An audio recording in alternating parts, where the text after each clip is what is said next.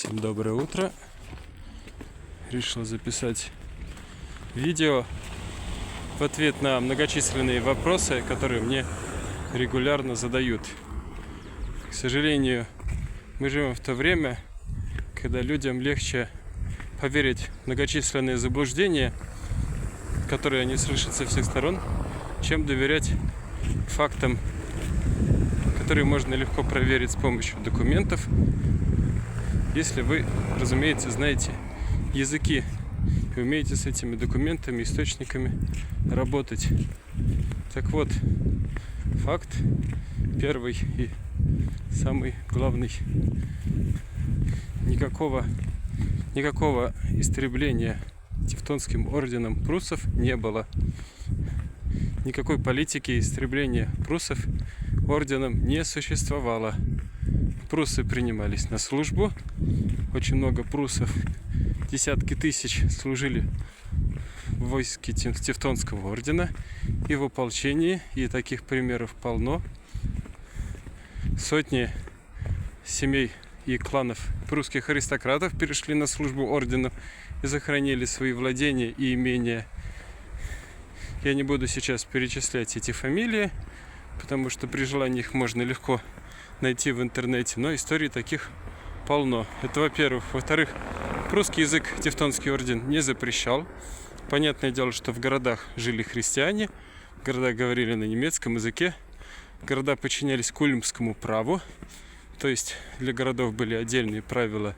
И, разумеется, язычники, говорившие на прусском языке, в городах жить не могли, так же, как другие язычники, которые говорили на других языках. То есть в городах население говорило на немецком языке, и при этом в Кёнигсберге в 15 веке примерно 20% населения были пруссами. То есть те, кто приезжали из других мест, понятное дело, по-немецки и по-прусски тоже говорили, двуязычие тоже долгое время сохранялось. В-третьих, прусский язык в конце 17-го, начале 18 века не исчез. Скорее, он перестал использоваться в широком смысле, как язык, на котором жители разных деревень и сел общались между собой.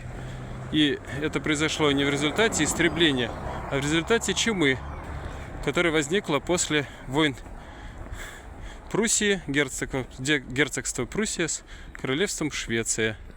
То есть никакого плана геноцида, никакого спланированного истребления или преследования прусского языка не было, и никаких документов или фактов, которые это подтверждают, тоже, соответственно, не существует.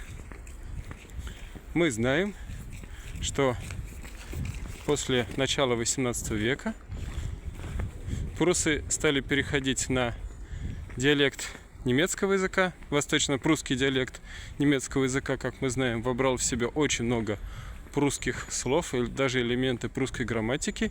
И параллельно ему появился диалект литувиненков, то есть так называемых литовцев Малой Литвы или прусских литовцев.